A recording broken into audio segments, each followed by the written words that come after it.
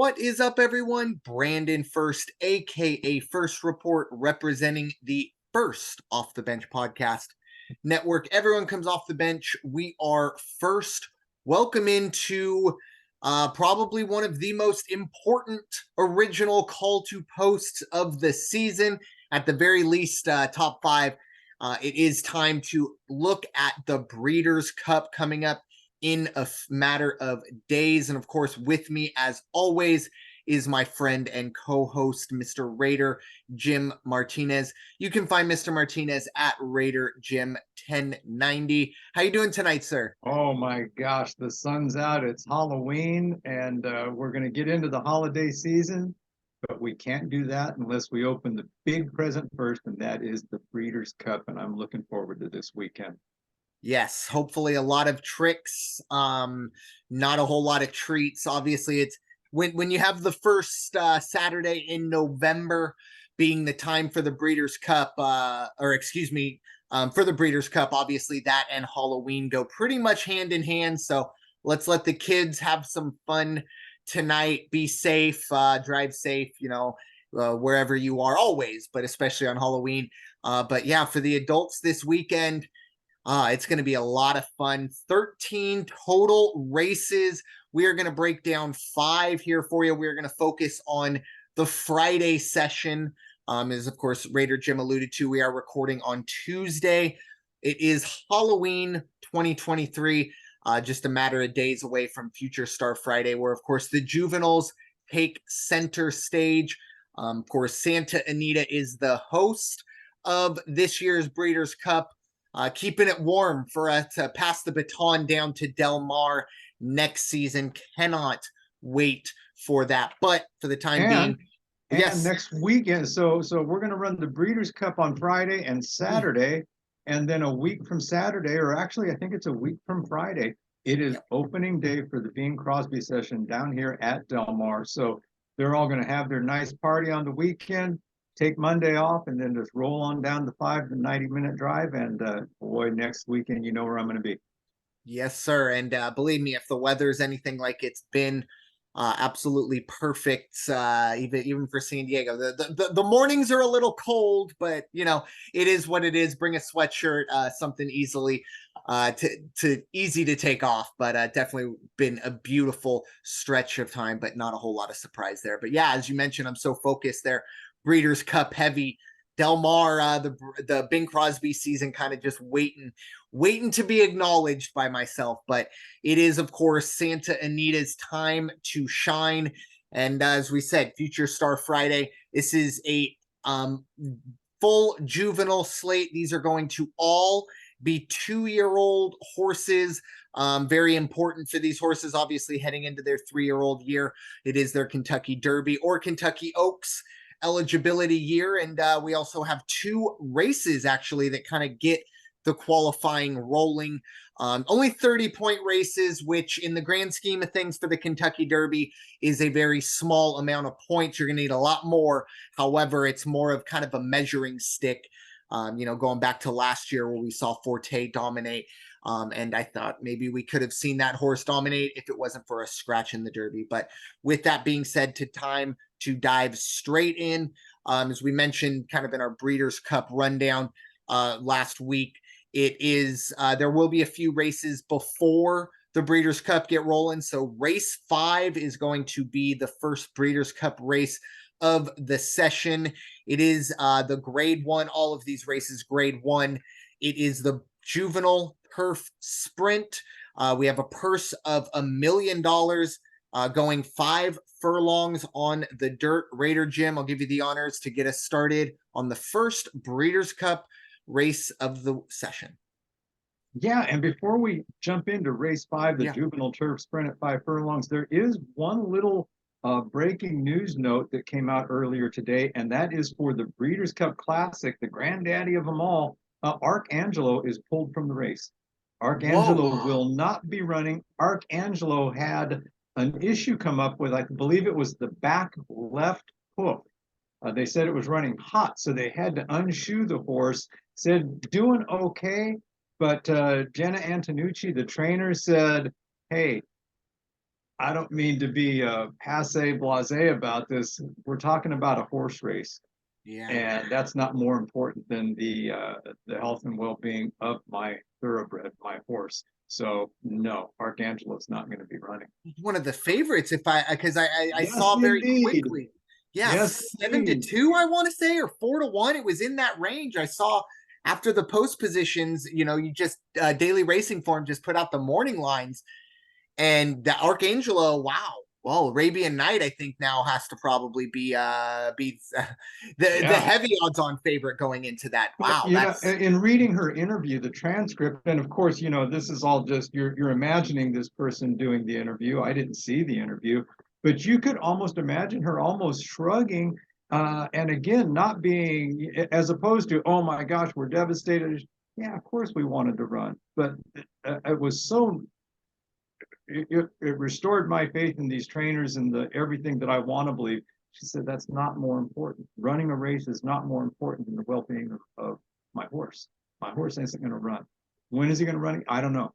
Can't tell you the next race that we're going to do. We got to wait and see how the recovery goes. But they said doing fine. This is a matter of fact in the barns said just a hellion to the point where it's like he's so wound up in the barns has to look at him and her line was something to the effect, "Excuse me, sir, do we really have to do that?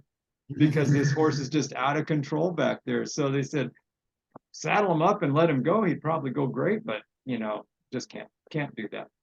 and hats off there because this is, I mean, this is the biggest race It's that we're million on going the to table. see. Yeah, and I don't know the connections for Forte, but we saw that as well with Forte. It was, and I believe Forte has since been retired, but has raced since the Derby. I've been so Breeders' Cup locked in. I want to say at least ran in the Belmont or one of the Triple Crown races. But anyways, I guess it's a good. It's unfortunate because you do want to see the best horses run, but at the same time, you want to see the best horses run long or as long as they are Correct. willing and able to.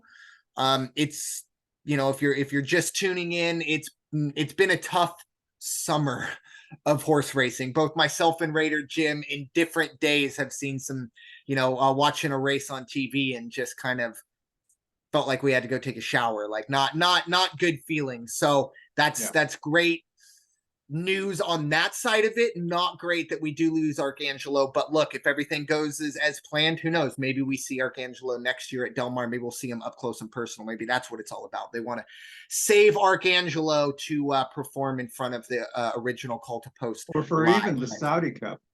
Yeah, definitely. That's I mean, you make back your 6 million real easy if you're ready to That's go like a those. sixth place finish there. But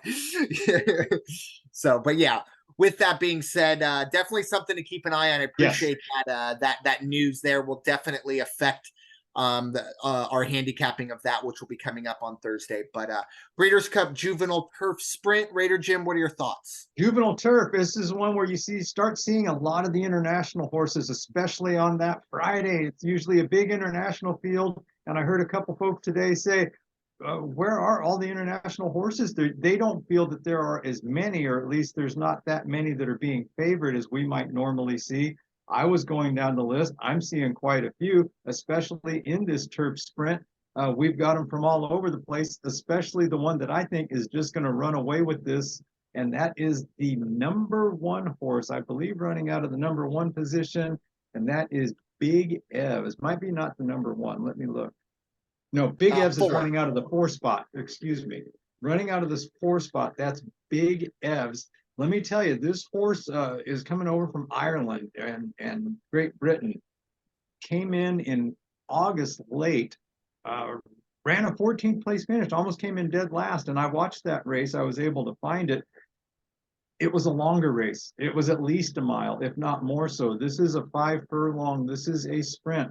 So the next time out, Big Evs ran a 5 furlong race. And let me tell you, this is not one of the tiny little petite horses. This is a big, think back to the days of John Henry. This is a big horse and a big, fast, almost looks like a linebacker coming down against a bunch of little defensive backs. And this horse took off, never looked back. And it almost seemed like the jockey started to stand maybe 3 steps before the finish line, he knew he had it. And so he didn't have to push that horse. And so, boy, what a powerful, powerful horse at 3-1. It's not great odds. These races, all folks, when you're looking at the Breeders' Cup fields, we've got the morning lines that we're going to tell you, but it's going to be that last 30 minutes, that last 10 minutes where you're going to get the real betting odds and know where your money is going to go.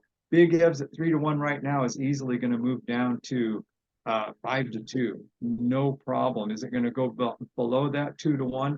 Not a long shot if it does. And after that, my other horse that I like is the 9 horse Amidst Waves at 8-1. You're going to get good value on that.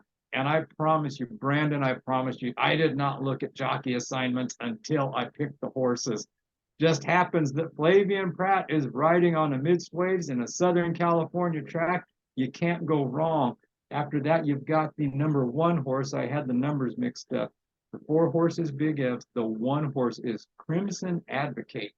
Crimson Advocate on the rail is a great horse at 4-1. You're going to have J.R. Velasquez on that horse. That is another, if I'm not mistaken, that's another Weaver horse. And Weaver's got the first and the second, who's also on my ticket at, that's No Name Mets at 4-1. 1, 4, 9, and 2. I think they're going to be great. Big Evs is actually, I need to make sure I get the trainer right because I don't want to get the wrong. This is Michael Appleby. We're used to seeing George Appleby as the trainer from across the pond, if you will, as the one that's got all the entries that are going to be favored. Right now, it's Michael Appleby has quite a few in the field on amongst the races on Friday. So Juvenile Turf, there you go. Big Ev, Amidst Waves, Crimson Advocate, and No Name Mets for me. Yeah, I'm pretty much the same on that one. The one thing I will say about Big Evs, the grade 1 performance that you mentioned back in August was kind of, obviously a bit of a letdown, 14th place. That was a grade 1, came back in the grade 2, ran very, very well. I don't know, sometimes maybe I do get a little too caught up in the past performances and things like that. This is going to be obviously a grade 1, but a grade 1 plus. It's almost like it should be a platinum grade, or I don't know what you want to call it.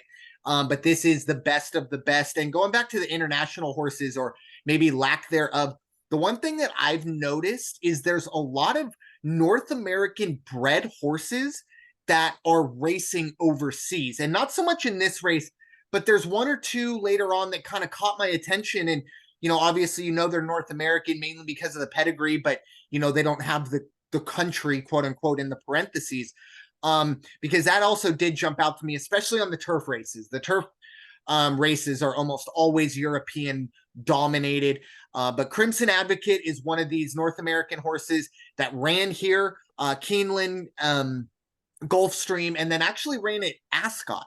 Now, a bit of a long layoff. June was the last time it ran. It ran at the at Ascot, won the Queen Mary. It was a grade 2, ran very, very well there. Time form always a little kind of tough to translate there. But I really liked what this horse did, Crimson Advocate, back at Gulfstream, ran an 88 buyer on the turf, going 5 furlongs. So this horse is ready to go this distance on this track as well. I also do like No Name Mets.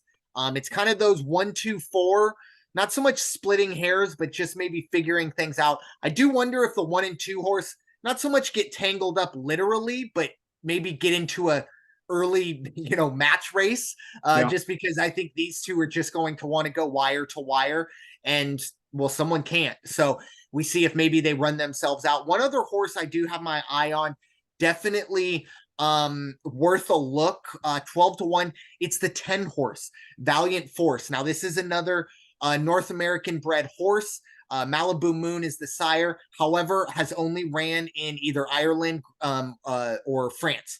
So kind of one of those weird ones, at least, like I said, North American bred, but only raced in Europe.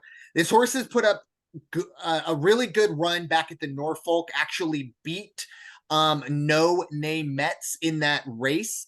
So like I said, at 12-1, I think you could look for some value, maybe, a place show ticket on the 10 horse Valiant Force in this one. But, 2-year-olds, as I always say, 2-year-olds are without a doubt. I mean, horse racing's hard enough, but 2-year-olds at this level, it's, I don't want to say impossible, but it is darn near improbable sometimes to hit yourself an exotic, or even just see a ticket or two, find yourself to the window. So moving on to, this will be race number 6. It is for 2-year-old fillies. It is the Breeders' Cup Juvenile Filly going 1.16 miles on the dirt, a $2 million purse.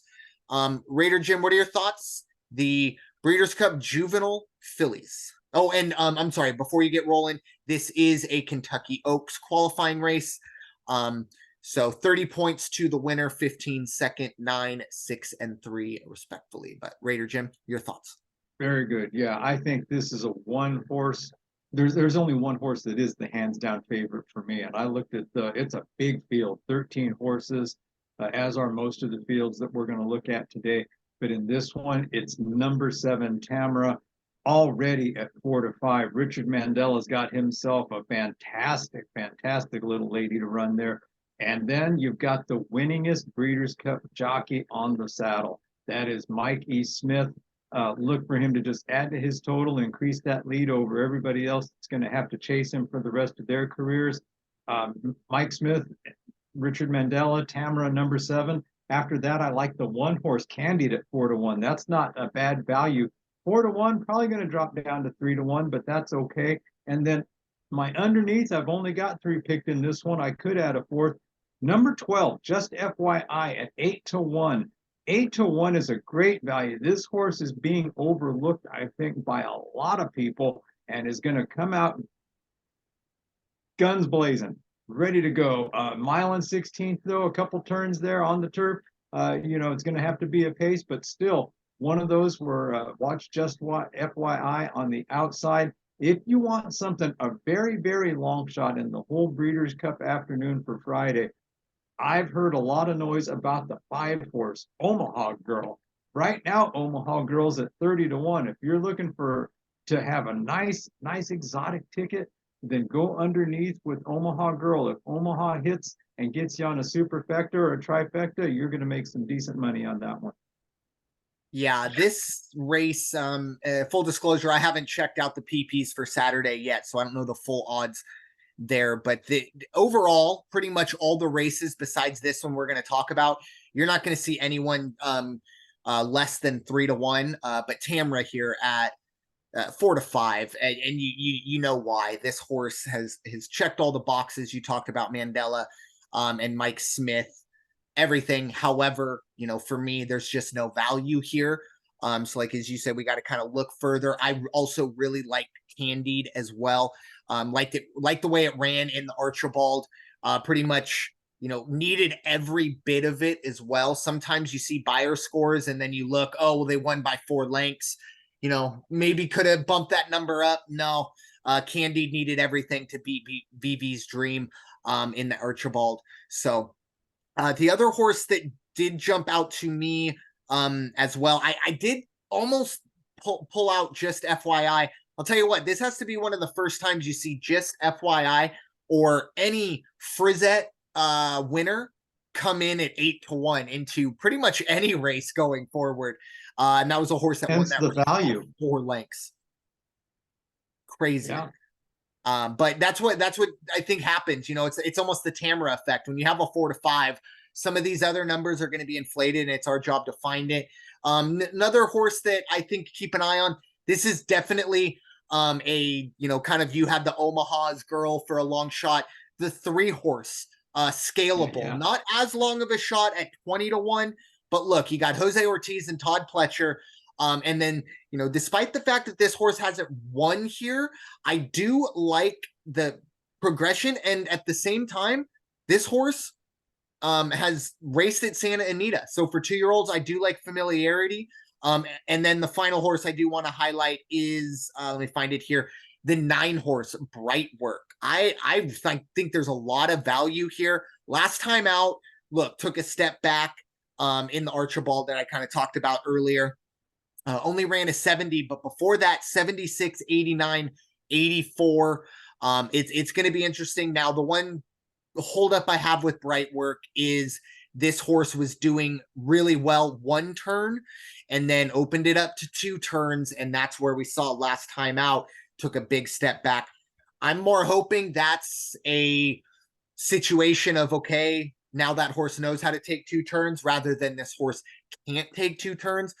But I think it's Tamara, and you got to find some value throughout the rest of the field in this one, because I think at this point the best question for Tamara is by how much. Right. That's how good I think this horse is in this field. So moving on to race number 7. This is going to be the Breeders' Cup Juvenile Fillies Turf. As the name implies, it is for the 2-year-old fillies. We're going a full mile on the turf. We have $1 million purse. I'll get this one started. First horse that jumps out to me, a lot of international flavor here in this one. And it's always a little tough for me with the time form to break down, but I really like the 9 horse Carla's Way. Currently 6-1. I really like the run last time out in the Rockfell Stakes. And that was at looks like Newmarket out in Great Britain, but ran in 96 time form. That's about low 80s, high 70s if you want to go buyer. But on the turf, we'll see how that goes. This horse is going to stretch out, so keep an eye there on that. Porta Fortuna is the 6 horse, another horse that has been really good this year, has been in the money all 6 of its runs. 4 of them have ended in the winner's circle. But I do have a little bit of a holdup. This will be its 7th race of the year. Done a lot of traveling between Ireland and Great Britain, even though I'm pretty sure those are the two same places. But anyways, that's for another day. And then the other 2 horses are, for me, the 12 horse at 6-1, Hard to Justify. Look, I love the pedigree of Justify. I love the jockey trainer combo, Chad Brown, Flavian Pratt, and last time out ran an 80. Will need to improve on that to win this race. However, those races have been on turf, so that's a bit of a holdup for me. This is a turf horse now moving on to a Breeders' Cup dirt track. Interesting. Oh, I apologize. No, I take that back. This is a turf race. My notes are messed up there, so take everything I just said back the last 20 seconds. But so yeah, Hard to Justify, looking good there. And then a bit of a long shot, something to kind of round out my ticket, is Dreamfire. It is the 13 horse. Hector Barrios will be aboard. I think there was a little bit of an overreaction to this horse last time out. First time on turf at Santa Anita. Took a step back at the 69, but I do think this horse has what it takes to do well on the turf. 15-1, worth a place show look. Raider Jim, what are your thoughts? The Breeders' Cup Juvenile Fillies Turf. This is not a bad race at all. You're not going to get beat up by any stretch if you run your tickets right, if you have the right combinations. However, unfortunately, there's a lot of combinations you could play. A number of the horses that you mentioned are horses on my ticket.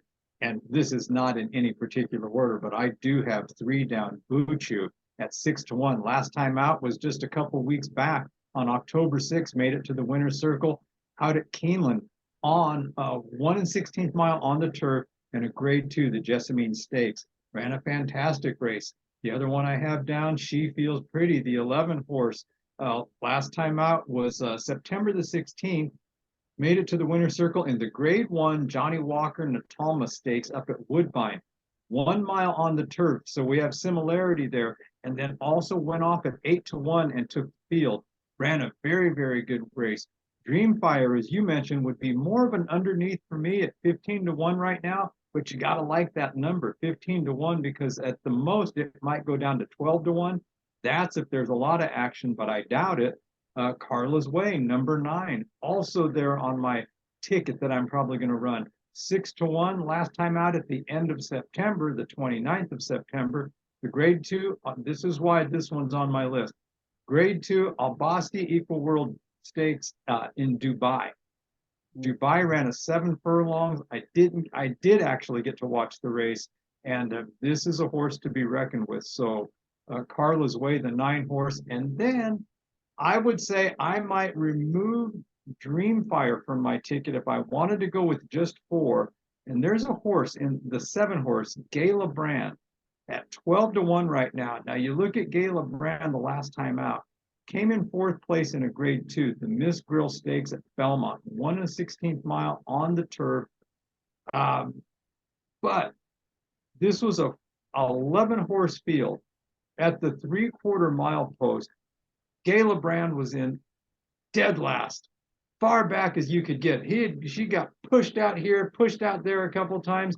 And I'll tell you what, that horse hits the 3/4 post. The jockey got him outside, got her outside a little bit, and they made a run for it. That horse ended up in 4th place and just lost out on finishing in the money. That horse has some fire. No bumping, no having to fight for position. Out of the 7th spot, right in the middle. Watch this horse, and I would definitely say that's your underneath horse is Gala Brand. Yeah, and I almost did get Buchu on my ticket as well.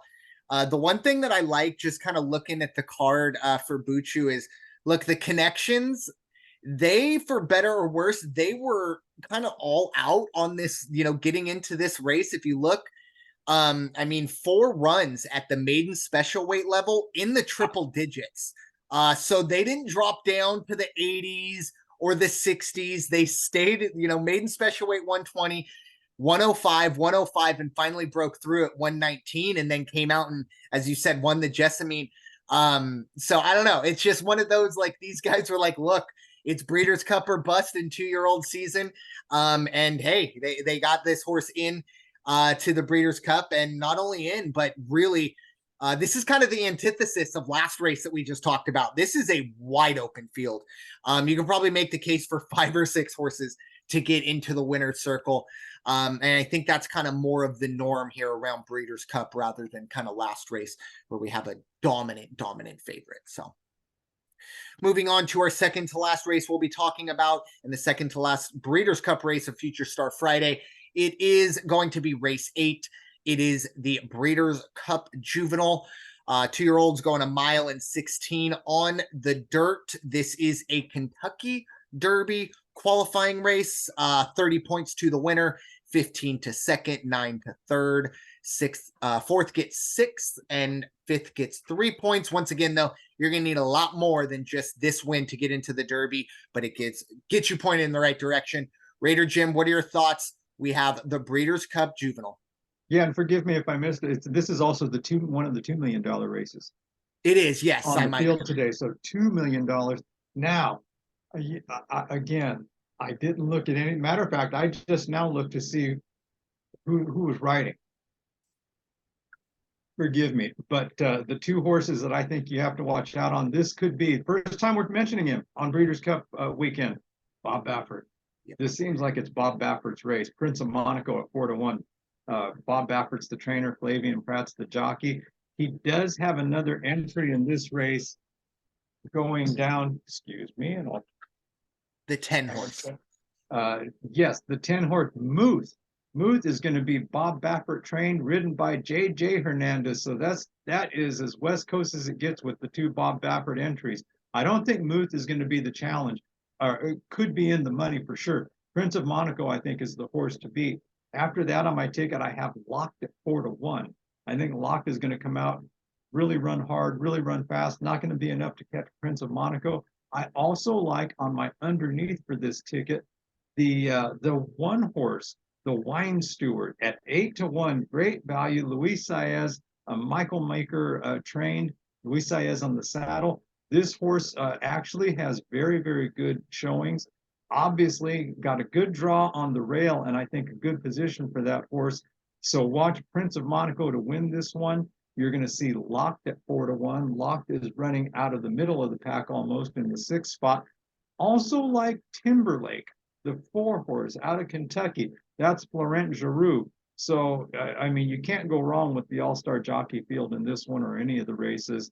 Prince of Monaco, Locked, the Wine Steward, Muth, and Timberlake. Yeah, I really like Muth in this one. I'm kind of a nerd for the financials of some of these horses. This horse costs $200, or excuse me, $2 million. Yeah. To be bought. That is not anything to scoff at. I was just going through. Nobody else is. I think the next closest is the other Baffert horse, Prince of Monaco, going off for 950,000. So I think Baffert has, a good shot to, kind of maybe get a Baffert exacta. Might not be full of value, but I think possibly the two best horses are right here. I also do like Timberlake a lot as well. However, look, if you know me, I like consistency. Unfortunately, Timberlake is as inconsistent as it gets. Debuted at a 58, broke its maiden in 87, came back as the favorite in a grade 1, ran a 69, came back in the Champagne kind of as a forgotten afterthought at 5-1, ran in 93. So, if we're going up and down, well, guess what? Unfortunately, last time we saw up. So it's not going to make it to the top of my ticket. But I really do like the Prince of Monaco and Muth here in this one. It's kind of, this is Bob Baffert's wheelhouse, if we're being honest. And I don't have the exact numbers, but I feel like the Breeders' Cup Juvenile has to be at least one of the top 2 races. Bob Baffert, the most that he's won at the Breeders' Cup. Just kind of spitballing here, but it just seems like Baffert always has 2 or 3 of these horses ready to kind of fire in really what is this horse. Whatever horse wins this race will be the very early favorite for the Kentucky Derby. And that just kind of puts into perspective, what this race really is. So Prince of Monaco probably going to get the job done, but I think Muth and that consistency, if everything works out, we shall see how this all gets rolling. But that is the Breeders' Cup Juvenile. This is let me, if I may, let me add please. on race 8. I listened to 2 or 3 different folks on YouTube that were talking about the Juvenile. Every one of them had the same approach or the same overall theme, which is, well, this is anybody's race. Mm-hmm. This is going to be anybody's race, and they gave what they thought was a good horse, or their choices might be, and a couple of them wouldn't even commit. They talked about the international flavor. They talked about this one is probably going to be won by a North American horse, and they didn't even really put their name to. But I do think this is your favorite, so it was kind of interesting to see. Yeah, and I mean, outside of hate to keep harping on it, but the Tamara race, it's everything. Like you said, you could probably talk to 10 different handicappers and get 7 or 8 different exotics. And it's the beauty of the Breeders' Cup, as we kind of said before we get rolling. Look, if you're cashing tickets at a 20 to 25% rate, you're doing okay. Trust me, this is not your normal type of gambling, especially on the biggest weekend of the year. But moving on to our final race we'll be breaking down, and it is the final race of Future Star Friday at the Breeders' Cup. It's going to be the Juvenile Turf going a mile on the turf. This has a purse of $1 million. Raider Jim, I'll give you the honors to get us started. The Breeders' Cup Juvenile Turf. Well, it was bound to happen. I found the racehorse just like there's no way to look past international on this one. Yeah. And the first 2 horses I have for the international, my international ticket, if you will, look for number 8, Unquestionable, at 4-1. And here you go. Here's your exacta box if you're looking for one. And number 2, River Tiber, at 3-1 currently. River Tiber is definitely going to go down to 5-2, I would dare say. Unquestionable, probably to 3-1. Still not a bad box trifecta if you can get it. And then, so who do you want? If you want to look for a trifecta, superfecta, then I've got 3 horses that I would look at and we'll watch the numbers on. The higher value, or even the long shot underneath, is going to be the number 4 horse, Can Group. Also, like 14, Carson's Run. And then the 5 horse, My Boy Prince. One of those, let's see, My Boy Prince is going to be ridden by Joel Rosario. The 14 horse Carson's Run is actually, I can't even see the name because I don't have my glasses on. Mr. Doyle, I think. Davis. That Steve Davis. Davis. Well, close enough. Close enough when you're blind. And then Ken Group is going to be ridden by Flavian Pratt, and that's going to be actually a very, very good horse. Kind of overlooked at 12-1. It's as you alluded to earlier on one of the races. When you have so many horses that are so good, so qualified, and they're getting the money, you're not going to have 14 entries and everybody's at 3 to 4-1. Somebody has to be rated as more of a long shot or more of an underdog. And I think that's the situation with Can Group. Can Group underneath to fill in and finish in the money is not out of the realm of possibility at this one. Yeah, Can Group is also on the kind of underside of my ticket. One thing that really jumped out to me, speed numbers don't jump out straight away. However, you look at how this horse ran in the Bourbon. Once again, nothing incredible, but this horse was pretty much dead last, and even the quarter pole was in 9th place, 5 lengths off the lead. This horse ran everyone down, won by a nose at 27-1 in a grade 2 at Keeneland. So definitely nothing to scoff at there. Once again, though, we are talking about, a bit of a step up in class, but this horse, obviously, like I said, when you see, the quarter splits at 12, 12, 12, 9, 1, that'll get your attention in any race. So keep an eye there on King Group. I also like My Boy Prince underneath as well.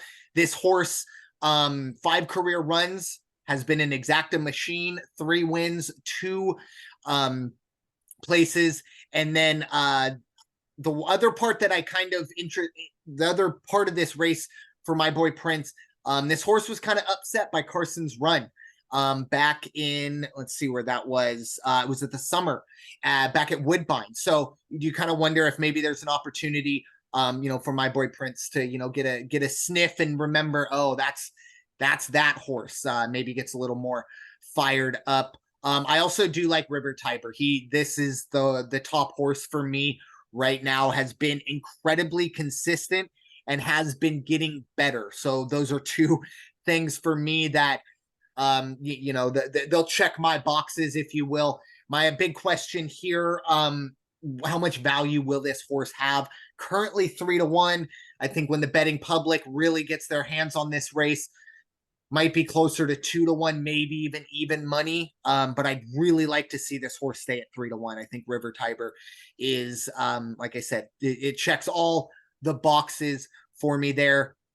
And then the other horse you also brought up is Unquestionable. This is unquestionably a good race, good horse.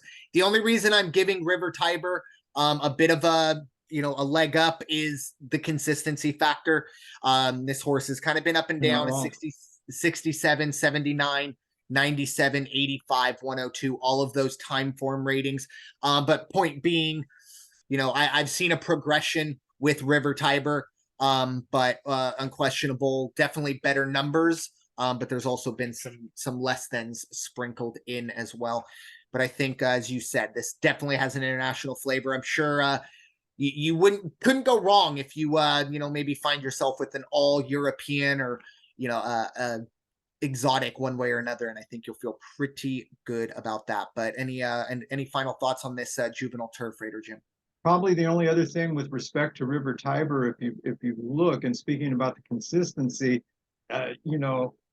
winner circle maiden, for the maiden, weight for age race, winner circle, won a grade 2 winner circle, and then the last 2 outings, show position. So that would make you possibly say, that last show position was actually the Judemont Stakes out at in Newmarket, which is on the other side of the ocean. But so we'll see what it does. But that's not to take anything away from this horse by any means. High caliber horse. The other part of it too, those 2 races, they were grade 1s. Those were the first grade 1s for River Tiber. Yes, and correct. This is, as I said, grade 1 plus, this is the greatest one of all, essentially, especially on the turf. But I think the Friday session, while it might not be the most profitable, I think this might be, kind of the crazy one. This is where you, if you're able to, get off of work early, if you're on the West Coast, most of these races, I believe the first one gets rolling, 5 p.m. Eastern time. So if you're back east, you're good. But yeah, if you're out here on the West Coast, maybe feeling a little under the weather around lunchtime and you sneak out to get rolling for the 2 o'clock session. But this is going to be, I don't want to say chaos, but I do think it will be chaos in all the right ways, hopefully, going forward. But Raider Jim, your final thoughts as we kind of just dip our toe into the Breeders' Cup. Of course, we will be back on Thursday to break down the Saturday slate. But Raider Jim, your final thoughts. Yeah, you'll always hear me say it at the end of these, or most of the time you will. Bet smart, bet safe. Do not spend all your allowance on Friday. There are almost twice as many Breeders' Cup races on Saturday. There's going to be 9 more, and it's real easy to get caught up in the hype, and maybe you make a couple bucks, and so you reinvest that, or maybe you lose a few bucks and you think, well, then I'll make it up on the next race, and you start doubling up, like when you're playing blackjack. Well, I'll bet 20 this time, and I'll bet 40 if I lose that time. Eventually, I'm going to win. Well, you may not. So just bet smart, bet safe, and remember, this is all for entertainment purposes and fun. And if you make a little money along the way, good. Amen. And especially this weekend. This is the one weekend any handicapper horse player should be content to just watch. I won't. I'll definitely have some skin in the game, but this is going to be the best of the best, with all due respect to the Kentucky Derby. Those are 20 great horses in, 2 minutes. This is, close to 100 over 2 days, 14 races.